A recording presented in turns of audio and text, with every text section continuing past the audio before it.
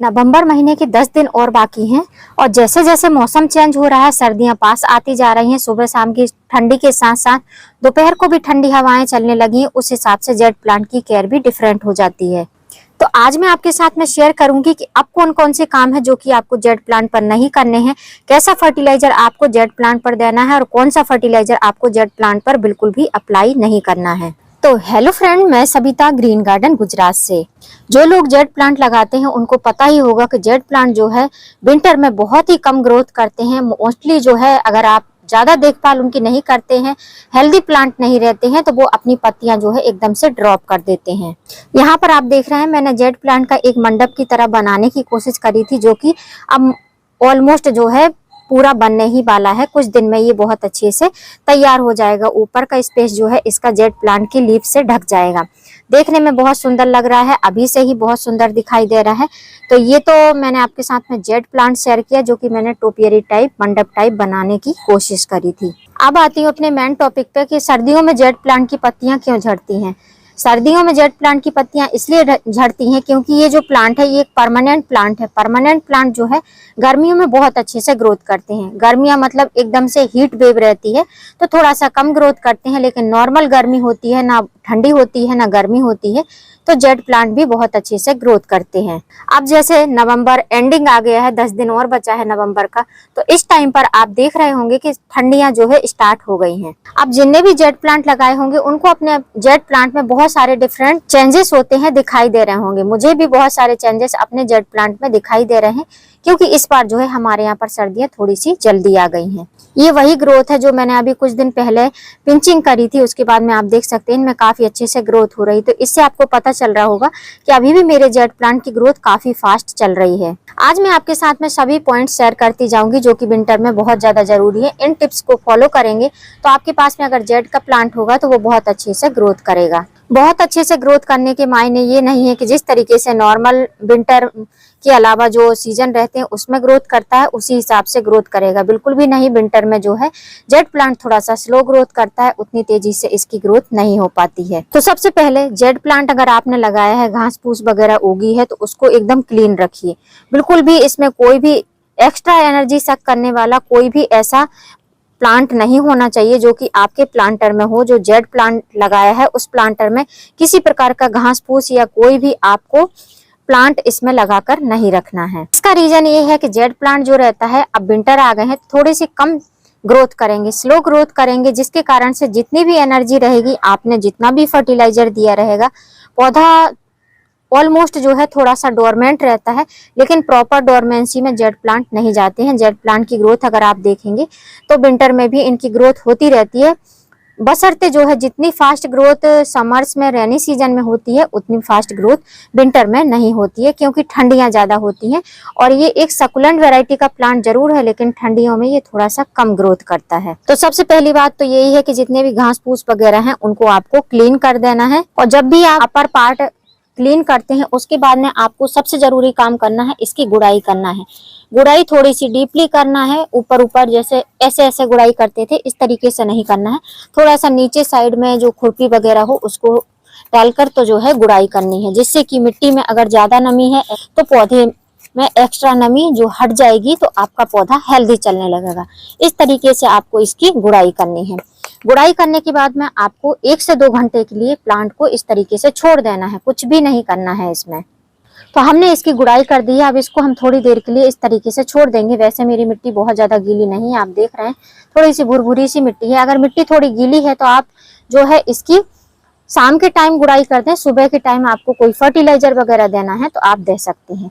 अब सबसे जरूरी बात, आपने नोटिस किया होगा जेड प्लांट एक सकुलेंट वैरायटी का प्लांट जरूर है, लेकिन ये 5 से 6 घंटे की डायरेक्ट सनलाइट इसको चाहिए। इससे कम की सनलाइट में ये प्लांट बहुत अच्छे से ग्रोथ नहीं करता है। तो यदि आप जेड प्लांट लगाए हैं तो अब विंटर में आपको किस जगह पर इसको रखना है। अब विंटर में जेड प्लांट को आपको ऐसी जगह पर रखना है डायरेक्ट सनलाइट भी मिलती रहे, और जो शाम की जो ठंडी ठंडी हवाएं रहती हैं, शाम को जो ओस पड़ती है, रात को ओस गिरती है, सुबह के टाइम ओस गिरती है, वो ओस इस पर नहीं गिरनी चाहिए, जो कि फॉग होता है। तो सरल शब्दों में कहूँ कि किसी भी प्लांट को आप जो छज्जा रहता है रूम का छज्जा रहता है या छत का छज्जा रहता है, उसके नीचे आप रख सकते हैं और डायरेक्ट सनलाइट ही लगनी चाहिए।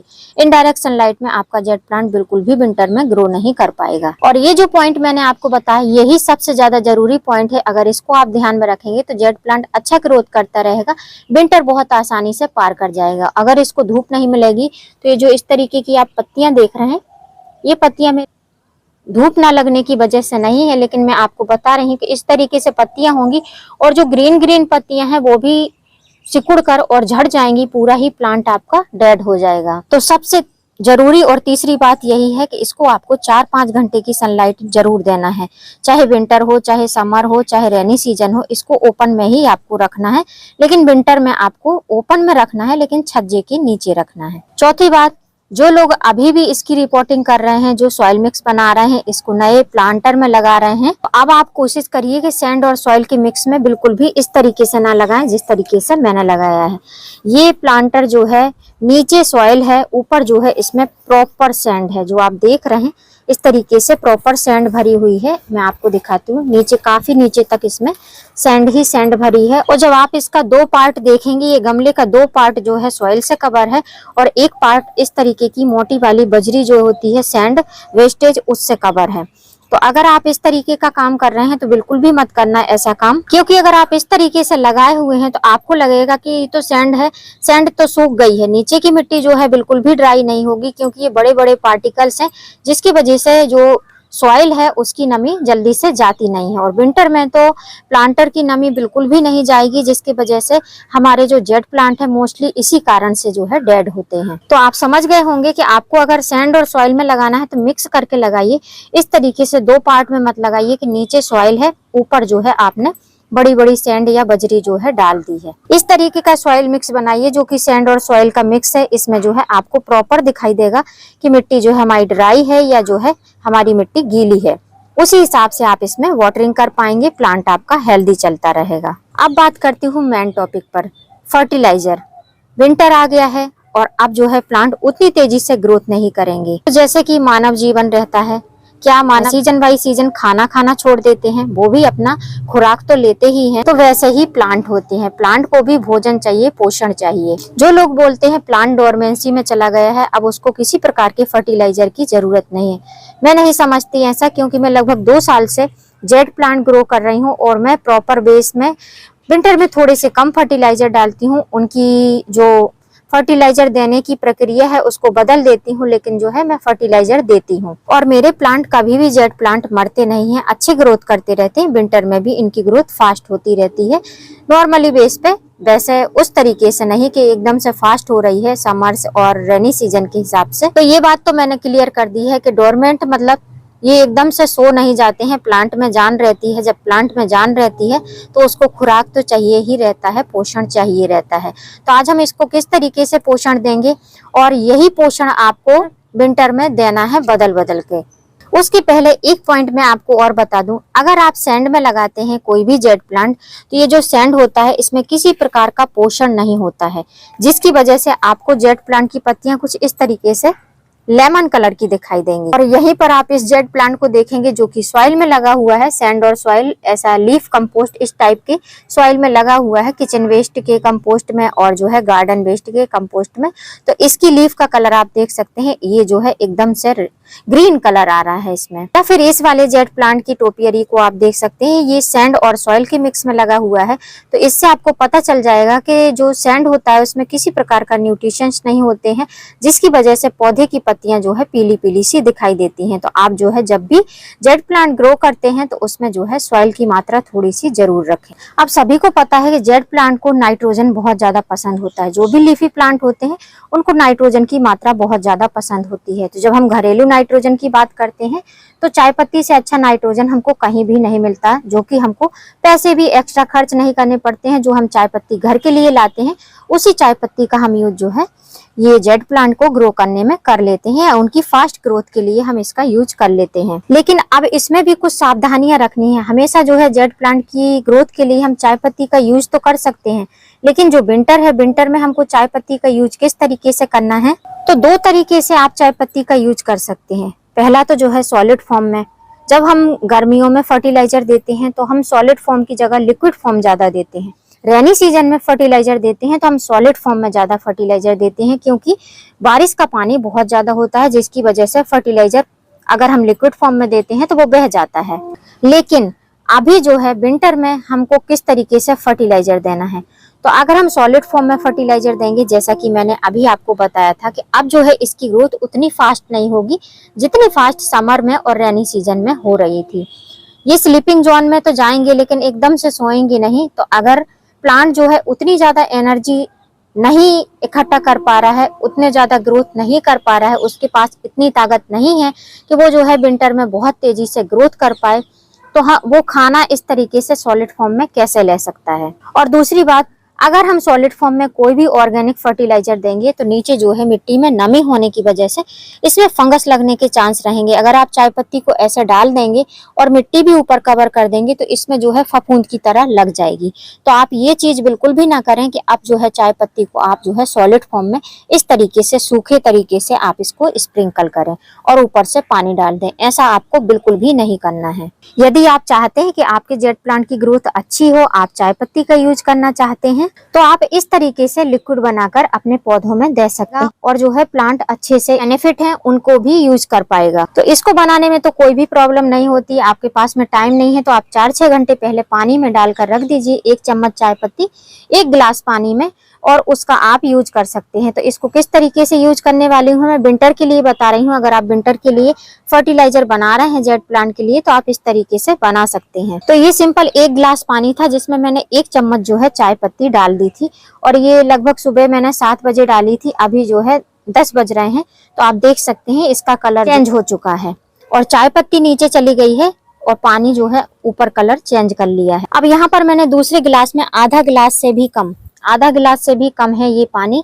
इतना मैंने पानी लिया है। लेकिन अब इसमें हम और पानी मिलाएंगे। ज्यादा पानी मिलाना क्यों है वो भी कारण मैं आपको बता देती हूँ। हमने 2 पार्ट इसमें पानी मिला लिया है और 1 पार्ट हम इसमें ये लिक्विड फर्टिलाइजर डालेंगे। अब ये हमारा लिक्विड बनके रेडी हो चुका है। अब मैंने इसमें लगभग 2 पार्ट पानी क्यों डाला था, क्योंकि अब जो है हमारा जेड प्लांट उतनी तेजी से फर्टिलाइजर को नहीं ग्रहण कर पाएगा, इसलिए जो है हमको इसमें पानी की मात्रा ज्यादा रखना है। और जो हमारा सॉलिड फर्टिलाइजर है, मतलब कि जो मेन फर्टिलाइजर है, उसकी मात्रा थोड़ी कम रखना है। इस हिसाब से पौधा हमारा अच्छे से इस फर्टिलाइजर को ले पाएगा। अब बारी आती है कि ये फर्टिलाइजर हमको कितनी बार डालना है। आफ्टर 7 डेज में आप इसको यूज कर सकते हैं। पत्तियों पर भी स्प्रे कर सकते हैं और जो है जड़ों में भी डाल सकते हैं। लेकिन जैसे आज मैंने इसको सिंपल खाली चाय पत्ती का पानी डाला है, तो आज के 6 दिन बाद हम जब इसमें फर्टिलाइजर डालेंगे ये चाय पत्ती वाला, तो लगभग 1 चुटकी से जो 2 चुटकी तक हम जो है इसमें फंजीसाइड पाउडर मिक्स करेंगे। फंजीसाइड पाउडर क्या काम करेगा, आपके पौधे को जो है फंगस से बचाएगा। पौधे की जड़ों में जो है किसी प्रकार का फंगस नहीं लगेगा। जो ऑर्गेनिक फर्टिलाइजर होते हैं उनसे जो है रेनी सीजन में और विंटर में बहुत जल्दी से फंगस लगता है। तो अब जब हमने फंजीसाइड इसमें डाल दिया है तो ये पत्ती और फंजीसाइड दोनों साथ में मिक्स नहीं करना है। मतलब कि ये जो हमने मिक्स बनाया है, जो इसका चाय पत्ती का पानी बनाया है, ये हमको अलग बनाना है। और जब हमको फर्टिलाइजर देना है, जब इसको हम डाइल्यूट कर लेंगे उसके बाद में हमको इसमें फंजीसाइड मिलाना है। तो एक बार जो है आपको देना है चाय पत्ती वाला पानी 1 हफ्ते के बाद, और दूसरे हफ्ते में आपको देना है चाय पत्ती और फंजीसाइड वाला पानी। और जब भी ये फर्टिलाइजर आपको देना है पूरे विंटर भर में, तो आप जो है धूप में ही इस फर्टिलाइजर का यूज करें। जब धूप ना हो शाम के टाइम को आपको कोई भी फर्टिलाइजर जेड प्लांट पर या किसी भी प्लांट पर नहीं देना है, क्योंकि जब हम फर्टिलाइजर दे देंगे तो मिट्टी में नमी हो जाएगी और इस नमी को बैलेंस करने के लिए धूप की बहुत ज्यादा जरूरत रहेगी। अगर नमी नहीं हटेगी तो ये पत्तियां पीली होकर झड़ने लगेंगी। उम्मीद करती हूँ फ्रेंड वीडियो हेल्पफुल रहा होगा। वीडियो अगर अच्छा लगा हो तो वीडियो को लाइक करना, सब्सक्राइब करना बेल आइकन के साथ में। और कोई भी क्वेरी हो, कोई भी क्वेश्चन हो आपके माइंड में, तो आप जो है कमेंट बॉक्स में ड्रॉप कर देना कमेंट को, मैं आपको जवाब जरूर दूंगी। और कुछ टाइम अपने बिजी शेड्यूल में से अपने पौधों के लिए भी दीजिए, जिससे कि आपकी सेहत भी तंदुरुस्त रहे, ऑर्गेनिक ऑक्सीजन मिलती रहे और नेचर के साथ बने रहिए।